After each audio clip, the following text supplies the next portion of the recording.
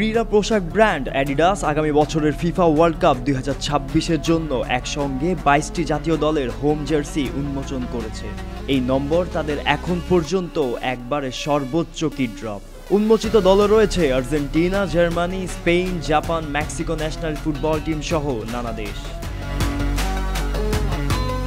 উল্লেখযোগ্য যে আয়োজক দেশ ইউনাইটেড স্টেটস, কানাডা ও মেক্সিকো সহ 48টি দল নিয়ে আসা এই আসরের জন্য অ্যাডিডাস ইতোমধ্যেই উচ্চতর প্রযুক্তির সঙ্গে ছবি ও ডিজাইন দিচ্ছে। উদাহরণস্বরূপ আর্জেন্টিনার ঐতিহ্যবাহী আকাশি সাদা রঙের রৈখিক স্ট্রাইপের জার্সিতে 1978, 1986 ও 2022 সালের বিশ্বকাপ জয়ের রঙের গ্রেডিয়েন্ট প্রভাব ব্যবহার করা হয়েছে। এছাড়া জার্মানির জন্য রয়েছে হিরোকাকার গ্রাফিক এবং শেভরন ডিজাইন, যা 2014 সালের বিশ্বজয় স্মরণ করায়।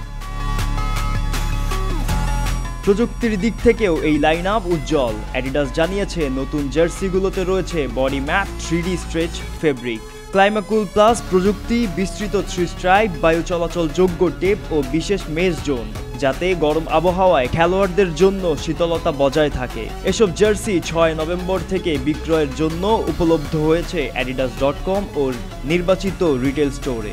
এই উদ্যোগ শুধু পোশাক উন্মোচন নয়, এটি আগামী বছরের বিশ্বকাপের উত্তেজনা, ঐতিহ্যের প্রতি শ্রদ্ধা ও ডিজাইনের আধুনিকতা একসঙ্গে তুলে ধরে।